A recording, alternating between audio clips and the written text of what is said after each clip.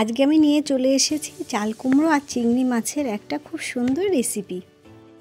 আমি আজ যেভাবে বানিয়েছি এইভাবে তোমরা একবার বানিয়ে দেখতে পারো। নমস্কার, আমি কবিতা, মমস কুইজিনে তোমাদের সবাইকে স্বাগত। আজ কিভাবে আমি এই চাল কুমড়ো আর চিংড়ি মাছের রেসিপিটা করেছি সেটা তাহলে দেখে নিই।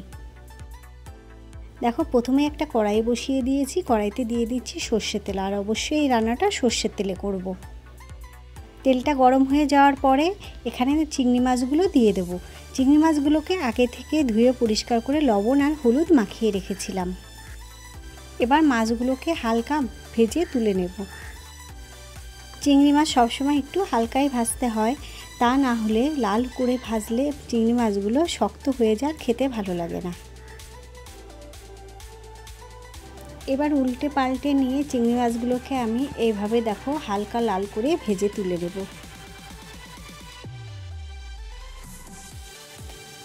এই দেখো লাল হয়ে গেছে, এখন আমি মাছগুলোকে তুলে নিচ্ছি। এবার এই মাছ ভাজা তেলের মধ্যেই দিয়ে দেব একটা শুকনো লঙ্কা। এবার শুকনো লঙ্কা তেজপাতাটাকে একটু ভেজে নিতে হবে। শুকনো লঙ্কা তেজপাতাটা যখন ভাজা হয়ে যাবে তখন এর মধ্যে দিয়ে দেব অল্প একটু গোটা জিরে। যখন জিরে থেকে একটা সুন্দর গন্ধ বেরিয়ে আসবে তখন এর মধ্যে দিয়ে দেব হাফ কাপেরও কম জল। জলটা দেওয়ার পরে মশলা দিলে তাহলে মশলাগুলো পুড়ে যাবে না। এখানে দিয়ে দেবো 1 চামচ মতো আদা বাটা, হাফ চামচ মতো দিয়ে দেবো জিরে গুঁড়ো, হাফ চামচের কম দেব ধনে গুঁড়ো, আর দিয়ে দেবো হাফ চামচ মতো হলুদ গুঁড়ো। এবার সমস্ত মশলা দেওয়ার পরে খুব ভালো করে মশলাটাকে কষিয়ে নিতে হবে। এখানে যদি জল না দিয়ে মশলাগুলো তেলের মধ্যে দিতাম তাহলে মশলাগুলো কিন্তু পুড়ে উঠত। ওই জন্য অল্প একটু জল দেওয়ার পরে মশলাগুলো দিলে মশলাটা খুব ভালো কষানো হয়। এবার মশলাটাকে বেশ কিছুক্ষণ একটু কষিয়ে নিতে হবে।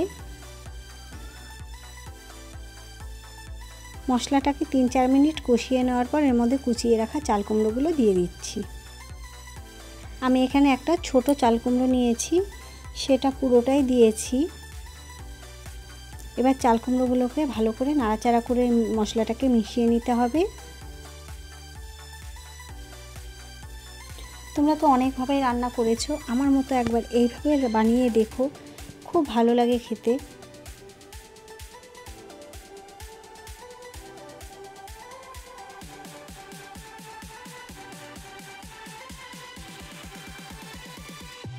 এখন অবধি আমি চাল কুমড়োতে লবণ দিইনি। এবার দিয়ে দেবো, এখানে আমি প্রথমে হাফ চামচ মতো লবণ দিয়ে দিচ্ছি। লবণটা তোমরা টেস্ট অনুযায়ী দেবে। আমি সব সময় লবণ টেস্ট করে দিই, যদি লাগে তাহলে পরে দেব। এখানে আমার আরেকটু হলুদ লাগবে, সেই জন্য হলুদ দিয়ে দিলাম। প্রথমে মশলাটা কষানোর সময় একটু দিয়েছিলাম, দেখলাম আরেকটু লাগবে, কালারটা ঠিকঠাক আসেনি, ওই জন্য আরেকটু দিয়ে দিলাম। আবারও ভালো করে নাড়াচাড়া করে নিতে হবে। এখানে দিয়ে দেবো এবার কয়েকটা চেরা কাঁচা লঙ্কা। ঝালটা তোমরা তোমাদের পছন্দ অনুযায়ী দেবে, সবাই তো ঝাল পছন্দ করে না। এখানে আমি 4-5টা দিলাম, খুব বেশি লঙ্কাগুলোতে ঝাল নেই সেই জন্য। আর এবার এর মধ্যে দিয়ে দেবো ভেজে রাখা চিংড়ি মাছ। মাছ দেওয়ার পরে এগুলোকে ঢাকা দিয়ে দেবো 5-7 মিনিটের জন্য। 7 মিনিট পর ঢাকাটা খুলছি। এবার একটু নাড়াচাড়া করে দেখতে হবে চাল কুমড়োগুলো সেদ্ধ হয়েছে কিনা। সেদ্ধ হয়ে গেছে, কিন্তু নিচে একটু জল জল আছে, ওইটাকে টানাতে হবে। তার জন্য গ্যাসের ফ্লেমটাকে একদম লোতে করে রেখে এই চাল কুমড়োটাকে নাড়াচাড়া করতে হবে। এবার এই জলটা টানার জন্য এর মধ্যে দিয়ে দেব 1 চামচেরও কম চালের গুঁড়ো। এখানে ময়দা দিলেও হবে, আমি এখানে চালের গুঁড়ো দিলাম। চালের গুঁড়ো বা ময়দা দিলে একটু যে জল জল ভাবটা থাকে সেটা কিন্তু টেনে যায়। এই দেখো দেওয়ার পরে কেমন শুকনো শুকনো হয়ে গেছে। এবার নাড়াচাড়া করতে করতে এটা রেডি হয়ে যাবে। দেখতেই পাচ্ছ অনেকটা জল টেনে গেছে, শুকনো শুকনো হয়ে গেছে। আর একটু ভাজা ভাজা যখন হবে তখন এটা বোঝা যাবে হয়ে গেছে। এখন সবশেষে এর মধ্যে অল্প একটু দিয়ে দেবো চিনি। চাল কুমড়োতে একটু চিনি না দিলে ভালো লাগে না, এটা একটু মিষ্টি মিষ্টি ভালো লাগে।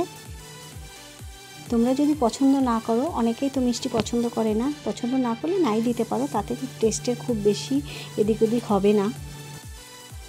এবার ভালো করে নাড়াচাড়া করে নিতে হবে। নেওয়ার পরে দেখো কি সুন্দর ভাজা ভাজা হয়ে গেছে আর কালারটাও পাল্টে গেছে। এইভাবে নাড়াচাড়া করে নিয়ে আমি এটাকে নামিয়ে নেব। এইভাবে তোমরা বাড়িতে একবার বানিয়ে দেখো আর আমাকে জানিও কেমন লাগলো। আমার এই রেসিপিটি যদি ভালো লাগে অবশ্যই লাইক ও কমেন্ট করো, আর যদি নতুন বন্ধু হয়ে থেকো তাহলে অবশ্যই চ্যানেলটিকে সাবস্ক্রাইব করো। এবার দেখো নামিয়ে তোমাদেরকে দেখাচ্ছি, দেখতেও কত সুন্দর হয়েছে, খেতেও অসাধারণ হয়েছে। আজ তাহলে এই পর্যন্তই, পরে আসবো অন্য কোনো ভিডিও নিয়ে। ততক্ষণ তোমরা ভালো থেকো, সুস্থ থেকো আর অবশ্যই আমার রেসিপিগুলোকে দেখতে থেকো।